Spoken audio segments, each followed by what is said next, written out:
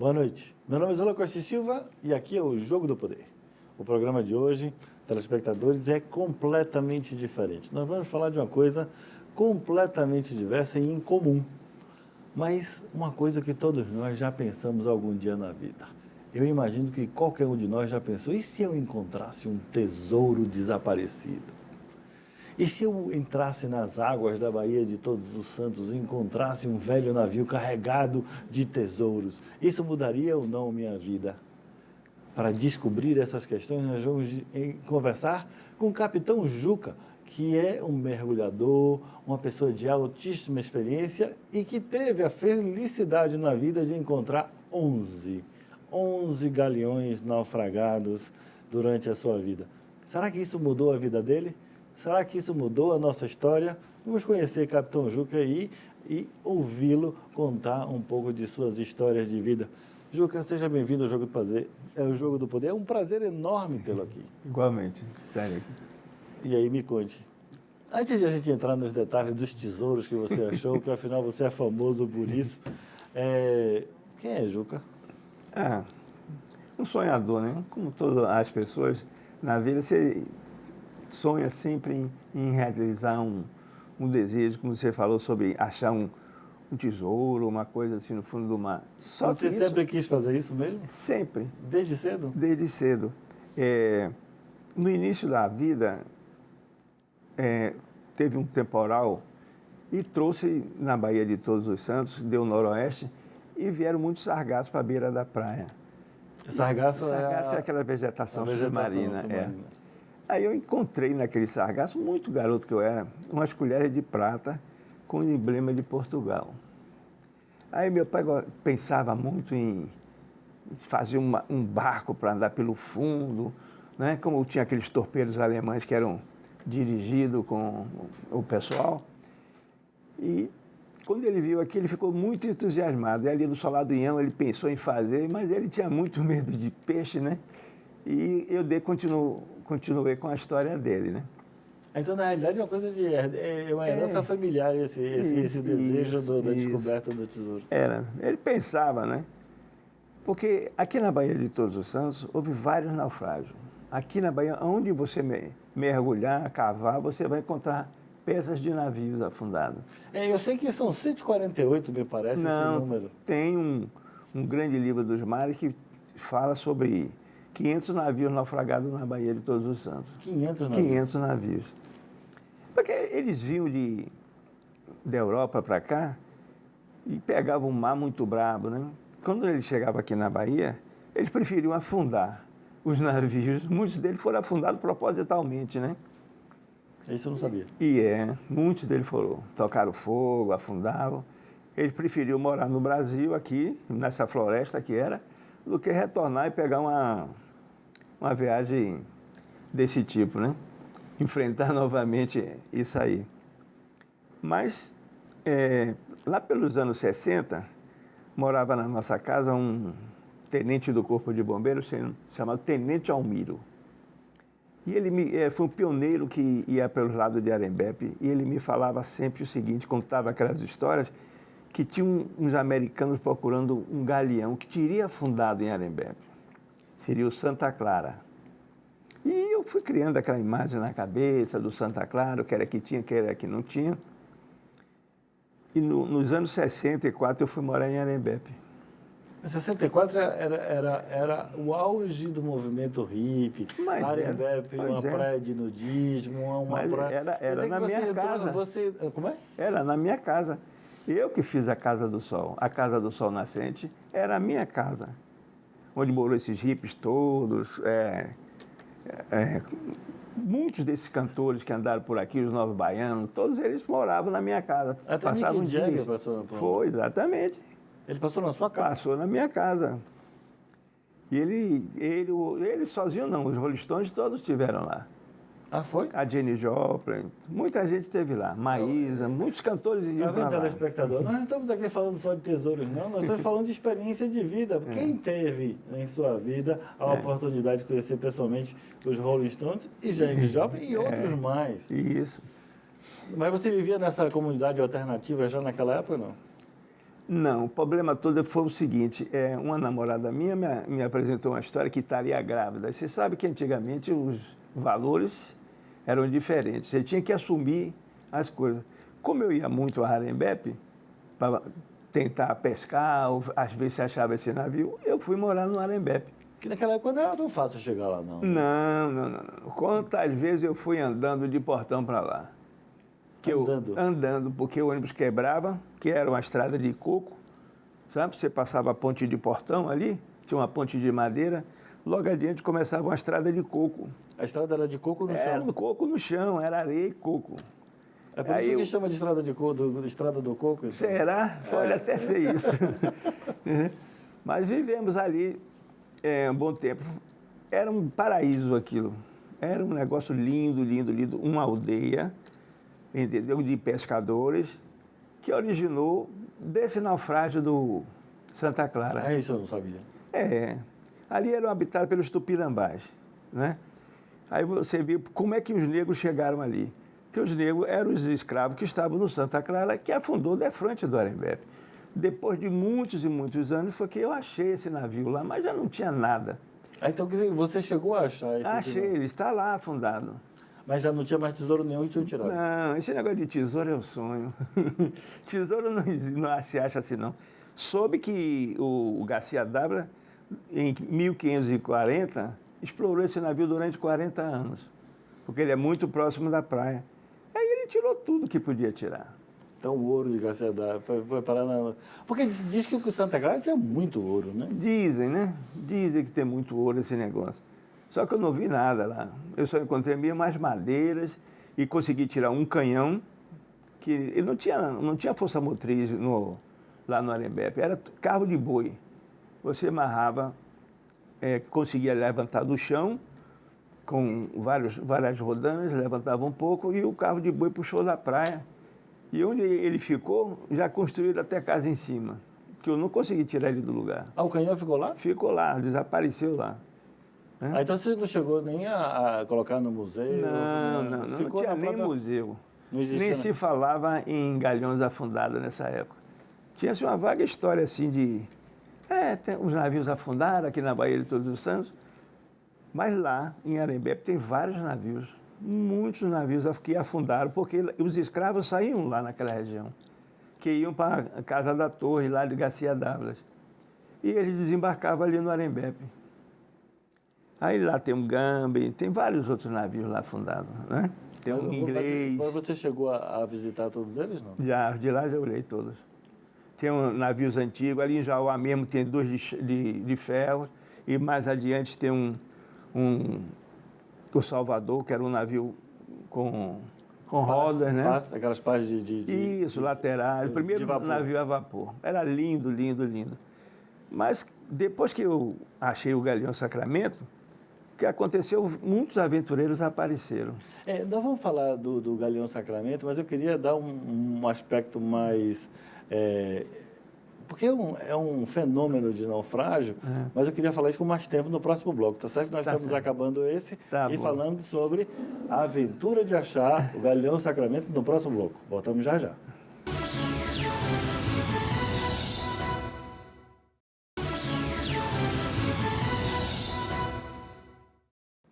Estamos de volta aqui no Jogo do Poder, falando essa noite com o Capitão Juca, mergulhador e grande descobridor dos naufrágios da Bahia, descobridor de tesouros, será?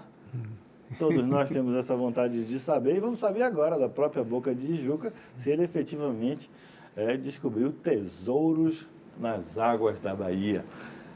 Uma das grandes descobertas de Juca foi o Galeão Sacramento.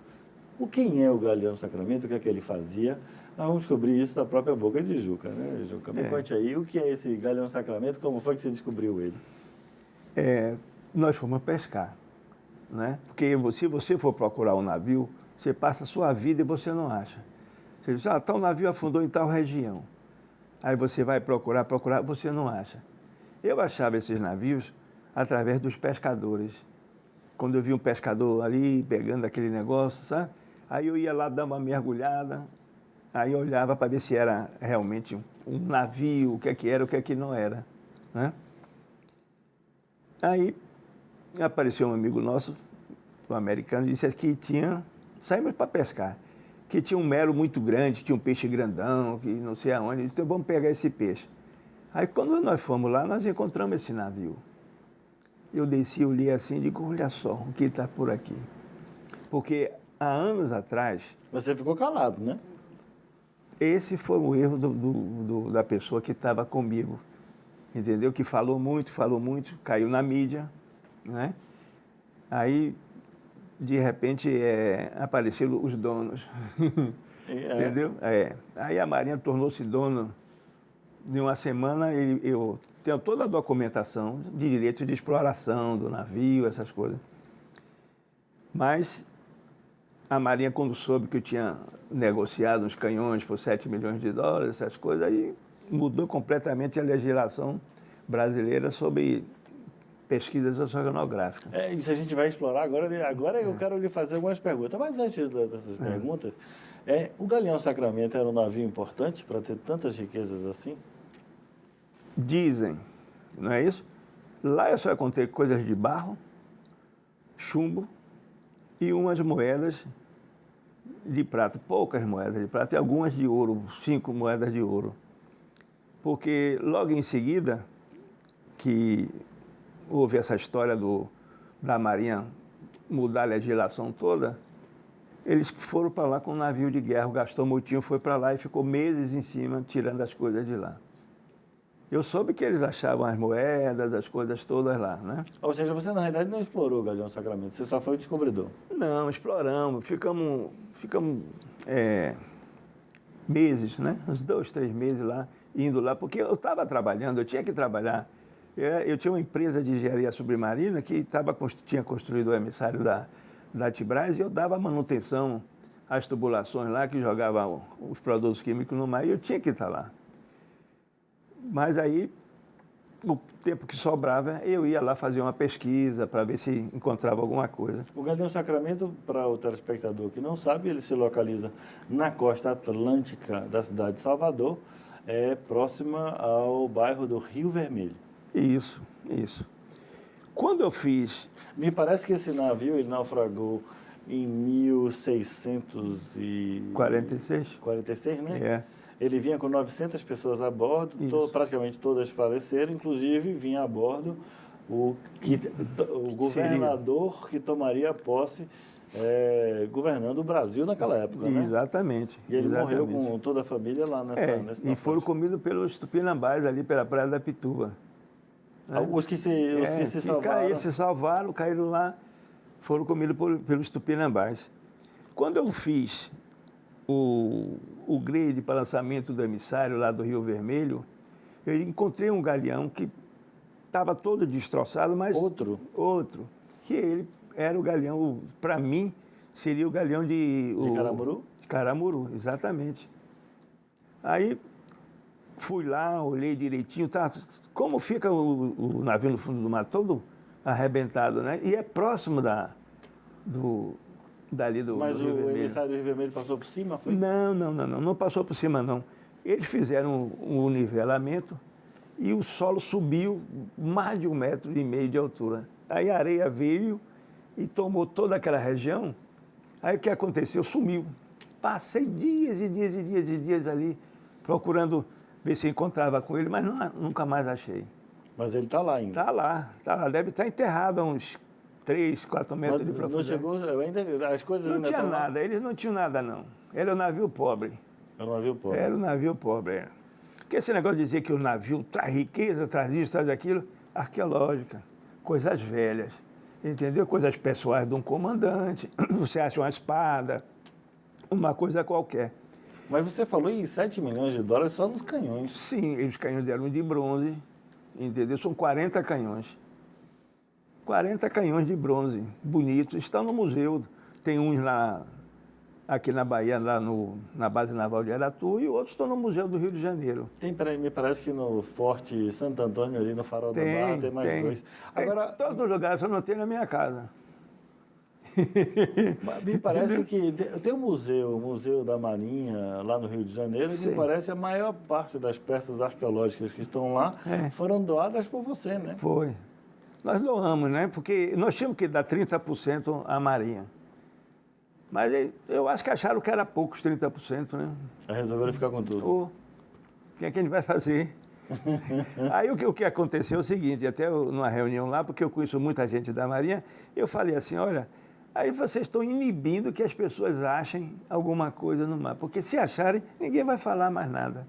Não vai ter mais história, não vai ter nada disso. Porque você vai mergulhar. Você pensa que é fácil você estar 30, 40 metros de profundidade todos os dias para ver se acha alguma coisa. No dia que você achar, tem dono? Você não tem direito a nada, não é? Aí ficou meio esquisito essa legislação que eles fizeram. Quer dizer, tirou o direito das pesquisas. Eu sei que vários outros navios já foram encontrados, não é? Só no Morro de São Paulo tem 3. Tem 3 no Três Morro? navios de portugueses lá, naufragados, né? E não foram explorados ainda. Eu estive lá, mas são navios pobres também. Navio que canhão de ferro, coisas que não têm muito valor.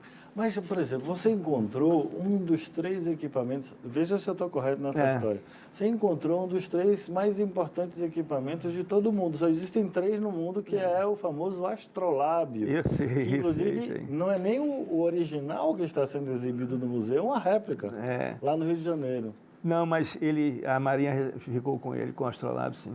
O astrolábio, hoje o valor arqueológico do astrolábio é infinito. Eu sei. Quanto vale um astrolábio desse hoje? Não sei. Assim, só sei que vale muito, porque a peça principal era a bússola daquela época, né? Aquela agulha magnética que sempre apontava o norte, né? E ele era redondo, e eu olhava assim e não sabia o que é que era, né? E deixei em cima de um canhão lá, para ver depois o que é que era, que as peças você não consegue identificar assim na mesma hora, você tem que tirar toda a vida isso. que se acumula, né? Exatamente, para ver o que é e o que não é. Lá eu achei um Santo Antônio. Uma imagem de Santo Antônio. Uma imagem de Santo Antônio, que é o mais antigo do Brasil praticamente, né? Achei o que mais? Muitos crucifixos. Eles tinham uma forma que eles faziam os crucifixos de chumbo. Pegavam o chumbo, derretiam e faziam aqueles crucifixos. Você achou um monte desse? Muitas dessas dele. peças que você achou está sendo exibida no museu que está no Farol da Barra, né? Tem uma parte ali. E no Museu Arqueológico Naval lá do Rio de Janeiro tem... Que isso é o mais importante. Né? Tem coisas lá, tem umas espadas, umas coisas lá que eles acharam lá, que nós demos e eles acharam também. Mas agora aquele tesouro, como você está falando aí, aquele baú cheio de ouro, nunca achei não. Você nunca achou nenhum? E você iria me contar se tivesse achado? Sei lá, hein? Mas não tem não, porque eles vinham para o Brasil sem nada. Eles saíam daqui para lá com o que tivessem. Mas o importante era ver se esses naufragavam na ida. Na ida, era. Tem o Santa Rosa. Até hoje se procura o Santa Rosa. Mas com certeza os americanos já acharam. Você acha? Com certeza já acharam. Vamos falar um pouco sobre essa questão desses estrangeiros que vieram falar vieram explorar naufrágio, mas no próximo bloco. Certo. Voltamos já aqui no Jogo do Poder para entender o mundo das aventuras subaquáticas, a caça aos tesouros com o Capitão Juca. Até já.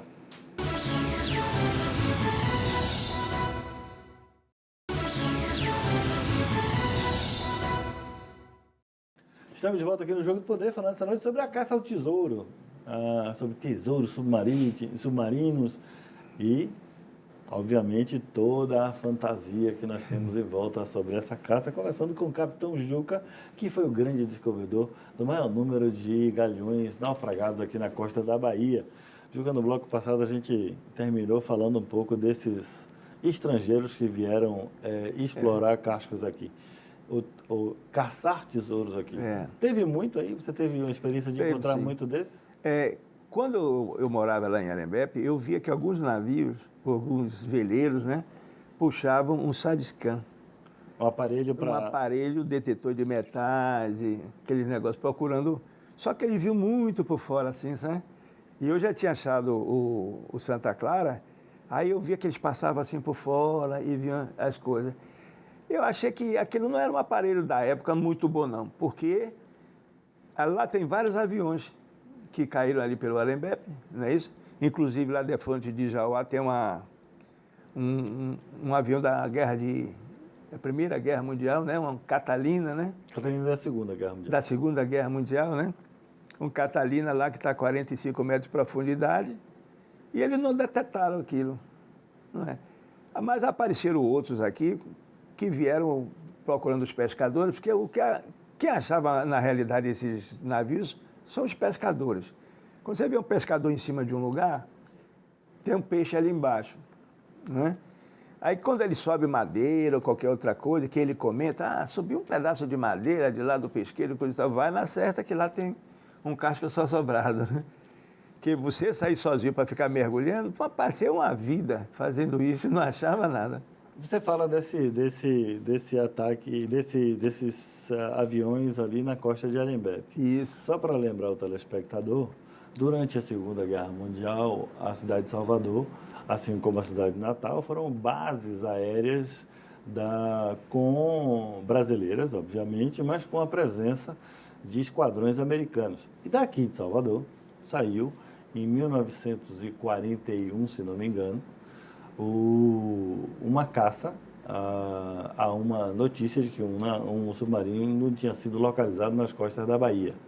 Esse submarino seria o U-161, e durante esse ataque ele foi atingido por esses aviões e acabou naufragando nas costas da Bahia em local ainda incerto. Um desses aviões, talvez o quem mais ofereceu o ataque, o responsável pelo afundamento dele, ficou extremamente avariado durante esse episódio e não conseguiu retornar à base aérea de Salvador, naufragando, na verdade caindo na água perto de Arembepe. Toda a tripulação pereceu nesse voo. É esse o navio, esse é o avião que você chegou a mergulhar nele, não? Cheguei a mergulhar nele. Inclusive, nós achamos no Banco da Panela, aqui de Salvador, 2 torpedos desse submarino, que ele tentou bombardear os navios aqui dentro da Baía de Todos os Santos. E como o Banco da Panela ele sobe, esses torpedos encaixaram na areia. E não explodiram? Não explodiram, não. Quando foi que você achou esses torpedos? Tem muito tempo. Você não sentiu medo que eles explodissem na sua mão, Nós não? Desmontamos ele embaixo.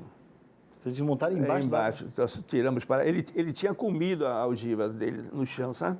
Raspou, não pegou a carga útil, ficou umedecida. Mas a espoleta, depois que eu fui saber, que ela explode quando entra água. Ela explode com gás carbônico. Mas isso ele já estava em casa e tudo.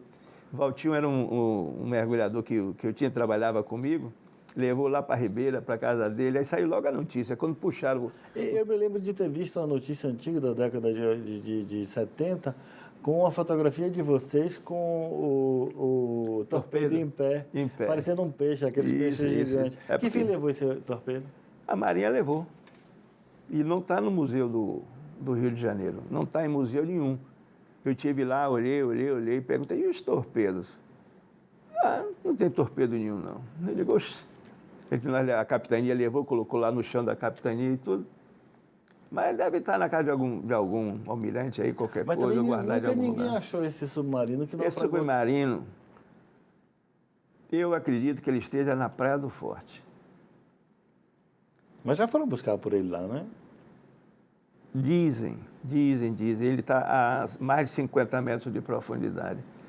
Dizem que eles afundaram o submarino e soltaram.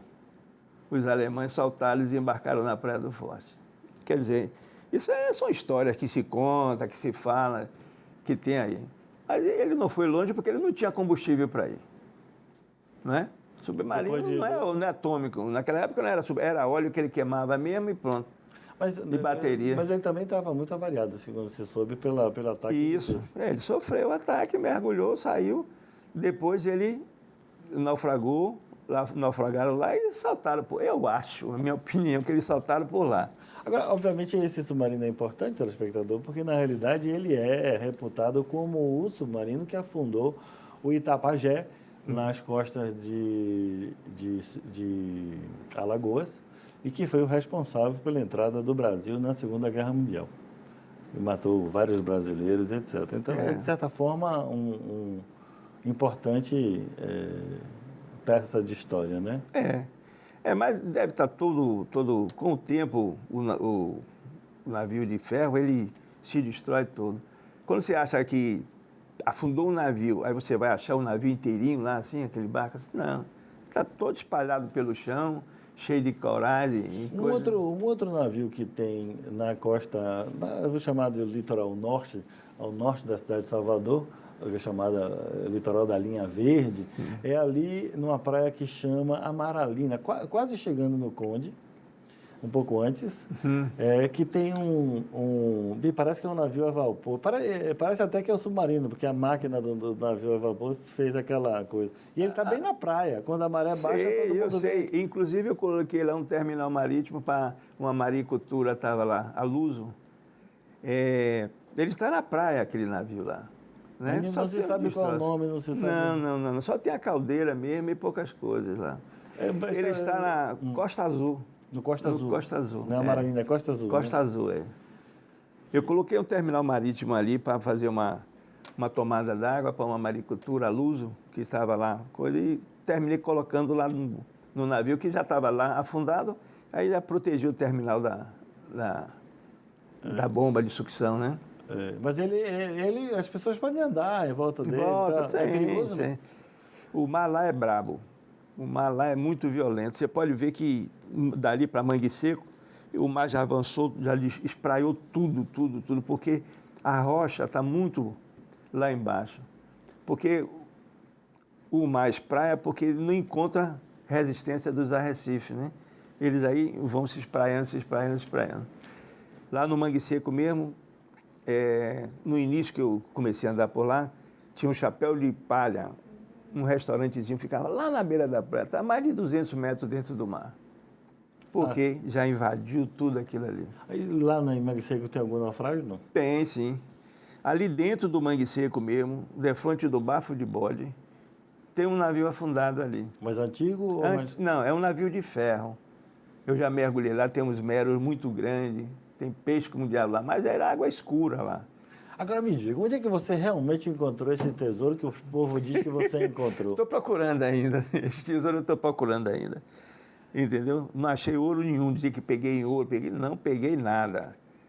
O tesouro é arqueológico, né? Eu levo essa fama aí e que eu chamo de maldição, a maldição do tesouro, porque todo mundo achou que eu estava rico.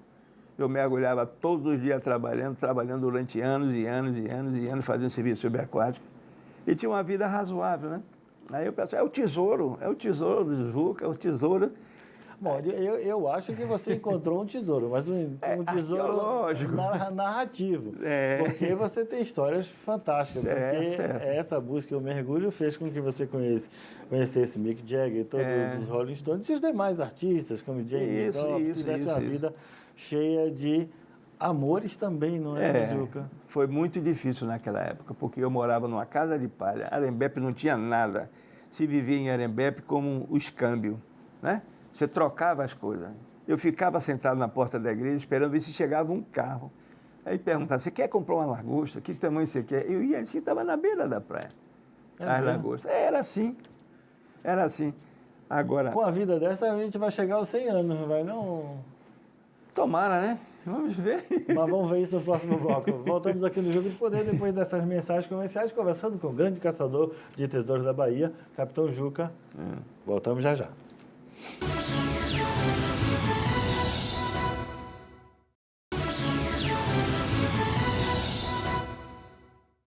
Estamos de volta aqui no Jogo do Poder, conhecendo um pouco da história de vida do Capitão Juca, que é o grande descobridor dos inúmeros naufrágios antigos da cidade de Salvador.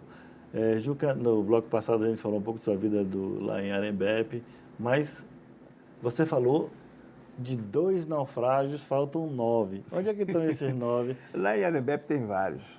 Tem um francês, é o Gambi, tem o Santa Clara, tem 2 que eu não sei o nome e tem o inglês. O inglês está a 47 metros de profundidade, né? Mas tem outros, tem o Salvador, tem os navios de ferro defronte do Jauá, né? Lá é muito rico nesses cascos só sobrados, porque ali era um ponto de desembarque dos escravos naquela época para o Forte Garcia d'Ávila, né? Você está falando na época de 1600 ou mais na frente? 1540 em diante, né?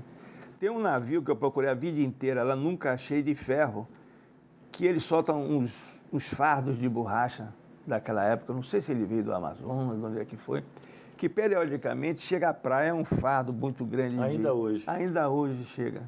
Mas você nunca achou esse navio? Nunca achei. Então, eu dizendo que quando a gente vai atrás procurando, não acha, você acha no por acaso, né? E na Baía de Todos os Santos tem muito navio? Tem. Onde você futucar ali tem um navio afundado. Ali no Banco da Panela, que foi um local importante por causa da batalha da primeira invasão holandesa, me parece que tem vários navios portugueses e holandeses que foram naufragados ali durante a batalha, não foi? Tem. Ali de frente do lado, na lateral do quebra-mar, mesmo tem o Rolândia. Desse Rolândia, o que foi que nós achamos lá? Seringas, umas seringas que eu acho que é para tratamento urinário, aqueles negócios de machucar, fazer aqueles remédios, aquelas coisas. O que mais, meu Deus? Poucas coisas. Ainda está lá até hoje. É que não sabem onde que ele está lá. Tem o Príncipe, que é... Nunca tinha ouvido falar desse Rolândia nem do Príncipe. O Príncipe logo tem um Banco da Panela aqui, tem a Boia Vermelha aqui, ele está assim adiante, está afundado lá. Pô, muitas pessoas já estiveram lá nesse O Príncipe. Inclusive, eles têm umas garrafas de vinhos assim. Mas foi você que achou Nossa Senhora do Rosário? E o Traste? O Traste, eu tive no Traste logo no início da minha vida, porque a gente andava pescando. Esse Valtinho...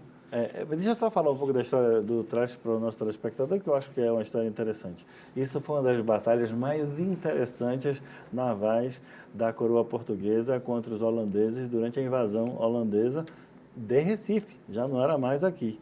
Houve uma perseguição do navio Nossa Senhora do Rosário com o navio Traste.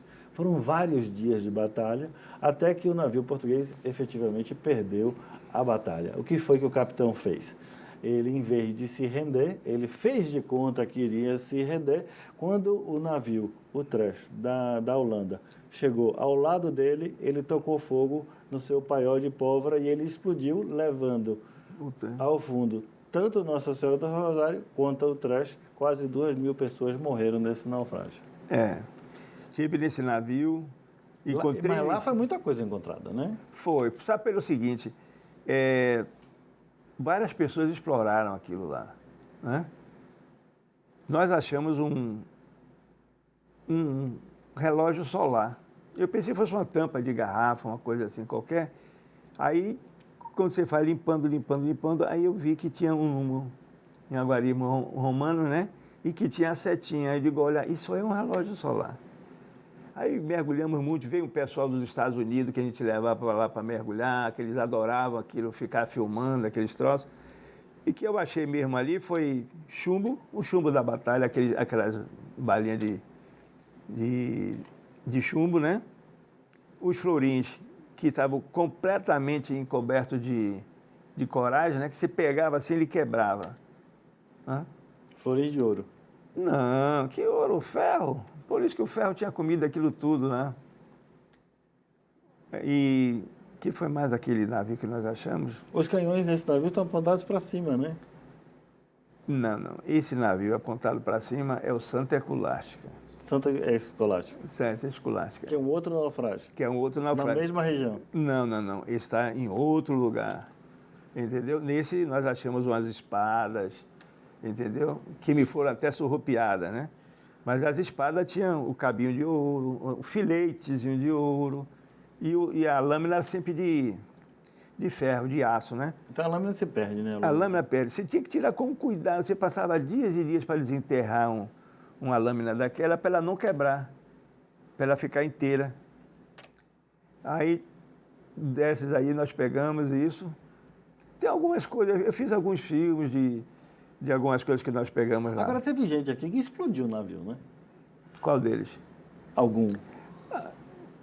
Não, eu já dinamitei vários navios. Por exemplo, naquela época da dureza, a gente tem que procurar ganhar alguma coisa de algum lugar, né? Aí os navios afundados, o que é que a gente fazia? Ver o que é que tinha de cobre. Como não tinha equipamento, você ia lá com a serra. Aí você, às vezes, levava um tempo enorme serrando um pedaço de ferro. Aí você enrolava as dinamitezinhas nele, dava um tiro, aí o que acontecia? O que era de metal ficava tudo amarelinho, aí você já ia no certo tirar, né? Lá na Praia da Espera, lá na frente, tinha um tal do curuzu. A Praia da Espera lá em Lá em Itacimirim. Itacemirim. Era o curuzu, ficava lá na ponta da pedra ali. Ali nós dinamitamos umas coisas, que a caldeira era sempre de cobre, né? Mas não rendia nada. O trabalho que dava para carregar uns tubos de cobre quando ia vender na sucata, você já perdeu o seu tempo todo lá. A vantagem é que era a história, a aventura de lá, vamos tirar isso, vamos tirar aquilo, né, do naufrágio. Me parece que um dos grandes naufrágios modernos que nós temos é o cavo Artemides, que naufragou na década de 80. Alguém foi lá e dinamitou lá a hélice e levou a hélice embora, não foi? Foi. Você conhece essa história ou não? Conheço, eu sei quem foi. Eu não fui lá naquele navio, porque aquele navio, no dia que ele naufragou, eu vi que tinha alguma coisa errada. Aquele navio saiu de Madre Deus, acho que ele foi abastecer, numa velocidade que ele fazia um bigode, entendeu? Que cobria quase o navio, do jeito que ele vinha. Aí ele ancorou em Salvador. No outro dia de manhã cedo, estou vendo aquele tumulto, aquela coisa toda. Ele passou pelo Banco da Panela. Aí arrombou a casa de máquina. E aí ele foi descaindo e parou lá em cima do Banco de Santo Antônio. Dizem que foi proposital esse naufrágio, como Não, eu acho que estava seguro. todo mundo mamado. Foi? Eu acho que sim, pô. Não foi proposital. O navio estava carregado de ferro-gusa até em cima. Como é que ele vai fazer isso? Mas vocês chegaram a tirar o ferro-gusa lá de dentro? O lastro do meu barco, entendeu? É de ferro-gusa, mas eu comprei na empresa que foi lá explorar e tirar o lastro de lá. Agora, o pessoal viu o hélice grande, o hélice é do tamanho disso aqui, né? Aí meteram 2 caixas de dinamite, quando deram um tiro, mataram os peixes todos que estavam ali. Aí ficou durante anos e anos e anos sem dar um peixe ali, porque o resíduo da pólvora, entendeu? Acho que espanta os peixes, eles fogem daquilo, né? Mas a hélice desapareceu. Não, levaram a hélice lá, venderam uma parte eles perderam pelo caminho. Perderam como? Porque, como é que você vai amarrar? Eles meteram a dinamite em cima do eixo, né? Quando explodiu aquilo, a hélice partiu em 3 pedaços. Então, várias toneladas de hélice. Era. Aí pegaram aquilo ali, chama-se a pirataria, né? Pegaram aquilo ali e transportaram de noite, aí perderam. Aquilo caiu pelo meio do caminho, ninguém achou nunca mais, pô. São as histórias dos grandes aventureiros. Exatamente. Quantos ainda naufrágios ainda existem na costa da Bahia que podem ser encontrados, na sua opinião? Olha, o que acontece na Bahia é o seguinte, aquela clareza, a transparência que tinha o mar, não tem mais. A poluição, você não consegue filmar, às vezes eu deixo com a câmera para você filmar, você não consegue filmar mais nada, porque não tem transparência mais. Mas tem muitos navios afundados aqui dentro da Baía do Todos Muitos, você fala 10, 15, Não, muito 20? mais. No Grande Livro dos Mares, eles falam num total de uns 500 navios afundados aqui na Baía de Todos os Santos. Me parece que desses 500, só 148 foram encontrados até Sim, hoje. eu também acho. Mas tem Maragogipe, tem Itaparica, tem vários lugares que tem esses galhões afundados. No Rio Paraguaçu, No Rio Paraguaçu tem vários afundados. Agora, quem mergulha ali para ver? Fica difícil, né? Sem transparência não se enxerga nada, pô. E dessa vida toda de histórias de pesquisa de naufrágio, o que é que sobrou delas? Além das grandes histórias para contar, como a gente está dividindo com o telespectador. O que é que sobrou? Sim. Sei lá, saudade daqueles tempos, porque não procurei mais, né? Porque Você está com quantos anos hoje, Chico? Hein? Você está com quantos anos hoje? Eu, 74. Continua mergulhando? Quando eu posso, mergulho. Quando eu posso, mergulho. E ainda continua procurando? Olha, o problema é que os navios estão muito profundos. Hoje a tecnologia é muito mais rápida. Você pode ter Hoje você tem um drone, né? Aí tem um drone submarino. Você controla aquilo lá com a mão e você vai pesquisando os navios se você quiser encontrar. O meu, como é que era? Era uma câmera dentro de um tubo que mergulhava, passava pelo fundo. Não achei nada com isso. Você não acha nada.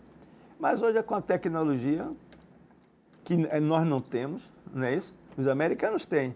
Então, viu que acharam o submarino da Argentina lá, que explodiu? Acharam aquilo lá, mas você acha que eles não já acharam os navios aqui que tinha ouro, que tinha algum valor, e acharam. Mas isso aí a gente vai precisar fazer um outro programa. Tá Vamos certo. ver se a gente... O objeto desse programa é, além das histórias de naufrágio, que Salvador vai ter o primeiro naufrágio artificial dela. É. Em breve estaremos aí afundando um ferryboat para estar aí você, telespectador, para mergulhar e conhecer os segredos do profundo azul do mar. Nós teremos mais histórias aqui no Jogo do Poder sobre esse assunto. Gostaria de agradecer a Juca pela sua presença aqui e a sua audiência. Voltaremos na próxima semana com mais um assunto de seu interesse. Meu nome é Zilan Costa Silva e aqui é o Jogo do Poder. Até lá.